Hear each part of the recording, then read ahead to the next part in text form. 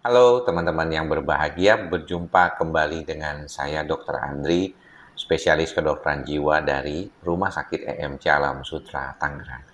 Di kesempatan kali ini kita berbicara tentang bagaimana belajar untuk mengatasi pikiran-pikiran yang terlalu banyak, terlalu bikin kita merasa overthinking, kata anak muda sekarang, dan belajar untuk mengatasinya dengan cara yang sederhana, yaitu berpikir sederhana. Jadi teman-teman simak sampai akhir video ini karena ini penting nih buat saya ya. Kita nggak bisa sepotong-sepotong nih kalau kita berbicara tentang mengubah pikiran.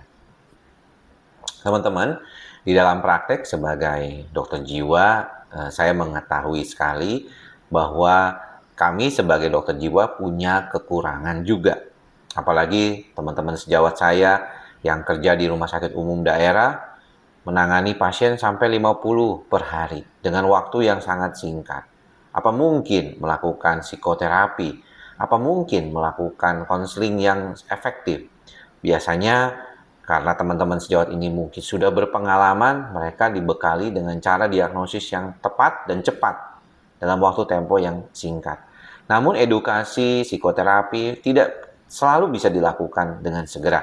Dan inilah mungkin yang perlu diperhatikan juga oleh teman-teman semuanya, yaitu pasien-pasien yang seringkali mengatakan, kok dok saya nggak bisa mendapatkan konseling, saya nggak bisa psikoterapi.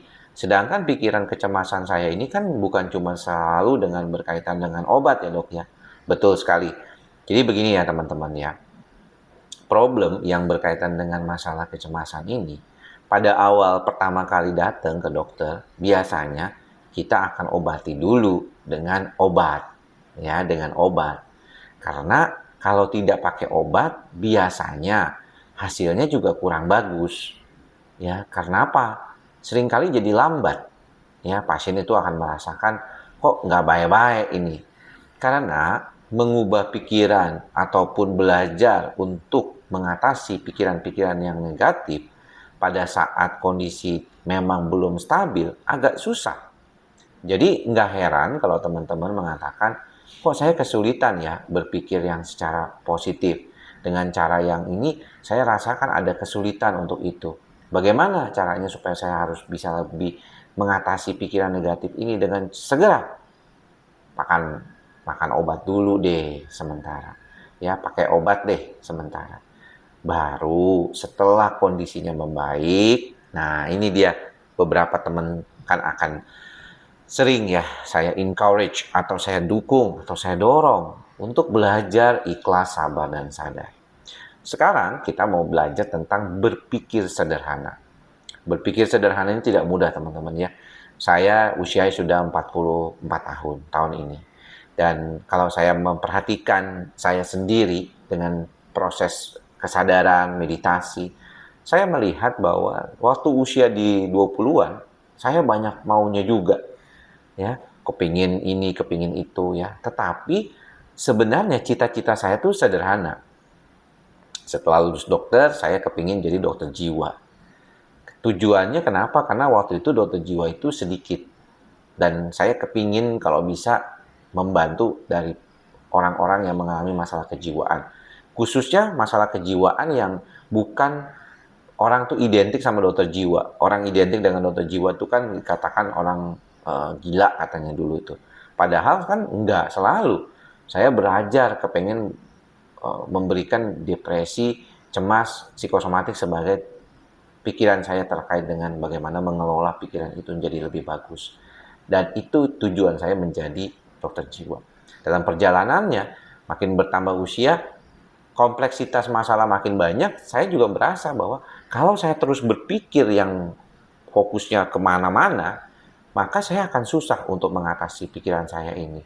Untuk itulah, saya harus belajar menyederhanakan pikiran saya, termasuk di dalam tingkah laku dan perilaku saya. Itulah mengapa setelah menjadi dokter jiwa, saya fokusin nih, pokoknya saya mau fokuskan belajar untuk psikosomatik. Di tahun pertama saya menjadi dokter jiwa, itu maka daripada itu saya mendapatkan banyak pasien yang berupa macam lah. Ada anak kecil, orang tua, pasien skizofrenia, depresi, psikosomatik, cemas, apapun itu. Tapi saya sudah mulai mau fokusin nih ke bidang psikosomatik. Di tahun 2010 saya mulai ya berpikir, oke, kalau demikian saya mau belajar untuk menjadi orang yang jauh lebih baik lagi di bidang psikosomatik. Akhirnya saya belajar psikosomatik medis. Nah, di belajar psikosomatik medis inilah saya mendapatkan pelajaran yang penting di dalam bagaimana menangani kasus-kasus psikosomatik. Dan jumlah pasien saya semakin meningkat, tapi saya menjadi lebih fokus ke pembahasan masalah-masalah psikosomatik saja. Jadi saya belajar lebih banyak psikosomatik, pasien saya banyakkan psikosomatik, saya mulai mengurangi pasien anak, dan pada tahun sekitar 5 tahun yang lalu saya sudah tidak lagi terima pasien anak di bawah usia 18 tahun, itu saya udah nggak terima. Jadi pasien saya kebanyakan dewasa. Ya, jadi dengan menyederhanakan pola pikir, saya juga akan jadi lebih baik. Termasuk juga dalam perilaku. Kalau teman-teman yang tahu saya, di praktek sehari-hari saya, itu saya cuman ya praktek di rumah sakit EMC saja, yang dulu namanya Omni Alam Sutra. Dan disitulah saya pertama kali berkarir memang, terus kemudian akhirnya memutuskan karena saya ingin mengembangkan karir di sini, saya nggak mau dipraktek di tempat lain. Padahal waktu itu keterbukaan untuk ya praktek di tempat lain itu sangat terbuka. Ya, psikiater masih sedikit, ya dokter jiwa juga nggak semua rumah sakit punya. Saya kan bisa aja praktek di mana-mana. Tapi karena saya ingin fokus di rumah sakit ini, saya akhirnya fokus di rumah sakit ini saja.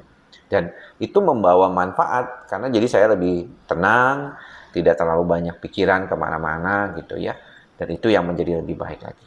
Nah, contoh ini ingin saya berikan kepada teman-teman sebagaimana bahwa kita harus mulai belajar untuk fokusin ke situasi yang kita harapkan terkait dengan pola pikir kita. Kalau kita memang punya banyak pekerjaan, punya banyak beban di dalam kehidupan kita, kesulitan untuk mengelola pikiran kita, maka kita belajar bagaimana caranya untuk mengatasi kondisi tersebut dengan menyederhanakan pikiran kita. Maunya dikurangin, kesibukannya dikurangin, ya. Sibuk kan susah dong, kan saya kerja sama orang lain. Betul. Berarti kalau demikian, fokus sama pekerjaan saja. Cari waktu untuk sendiri dan keluarganya itu benar-benar fokusin pada waktu sendiri dan keluarga dulu. Teman-teman dok, ya memang biasanya nggak bisa terlalu lama. Artinya saya sendiri merasa bahwa saya itu ngobrol sama teman-teman itu nggak jarang banget, sebulan sekali, bahkan bisa lebih daripada itu. Nggak punya teman, circle-nya udah mulai beda kan kalau kita udah menikah. Kebanyakan kita akan fokus pada keluarga dan anak kita. Kita nggak lagi fokus sama teman-teman kita. Namun banyak juga orang yang masih kepengen main di sini, masih kepengen di sini, masih di sini. Wah, jadinya akhirnya terlalu banyak yang dia harus lakukan. Belum lagi dia mau jadi organisator. Di sini ikut partai, ikut organisasi segala macam. Itu juga susah. Terkadang mungkin pengennya kita, seperti kayak zaman waktu SMA dok, ikut OSIS atau ikut BEM waktu saya kuliah. Boleh-boleh aja, tapi silakan atur waktunya supaya jangan sampai mengganggu dan akhirnya membuat problematik. Kesalahannya itu di situ kebanyakan. Jadi teman-teman perlu nih paham terhadap situasi-situasi seperti ini supaya bisa ke depannya tuh akan jauh lebih stabil. Ini yang menjadi penting ya buat teman-teman semuanya. Nah, kesederhanaan ini kenapa dok bisa menjadi lebih baik untuk otak kita yang cemas? Karena dengan kesederhanaan berpikir, berperilaku, ya, dengan mengetahui apa yang kita akan lakukan hari ini, kita bisa mengkontrol kondisi-kondisi yang kita hadapi sehari-hari. Maka ke depannya kita akan jauh jadi orang yang lebih tenang, karena kita tahu bahwa apa yang kita kontrol ini sudah kita biasa lakukan. Mungkin ada beberapa orang yang mengatakan, dok saya nggak bisa begitu, bosen saya. Nah, orang-orang yang perfeksionis, orang-orang yang gampang teralihkan pikirannya memang kadang-kadang lebih sulit untuk melakukan hal-hal seperti ini. Tapi bukan berarti nggak bisa. Kesederhanaan berpikir dalam tingkah laku maupun ucapan membuat kita akan lebih gampang mengendalikan pikiran-pikiran kita. Kita juga akan lebih gampang mengendalikan hal-hal di luar kita. Walaupun secara sadar kita juga perlu tahu bahwa tidak semuanya yang ada di luar itu bisa kita kendalikan. Ya, mudah-mudahan singkat ini bisa bermanfaat ya videonya buat teman-teman yang sedang berasal kelihatannya nih cemasnya nih dari kebanyakan pekerjaan. Upayakan banget ya, coba lihat list kembali apa yang bisa dikurangin, apa yang bisa disederhanakan. Mudah-mudahan ini bisa bermanfaat. Tapi jangan lupa mantra kita bersama, ikhlas, sabar, dan sadar. Semoga semua makhluk berbahagia. Semoga kita semua berbahagia. Salam sehat jiwa. Bye-bye.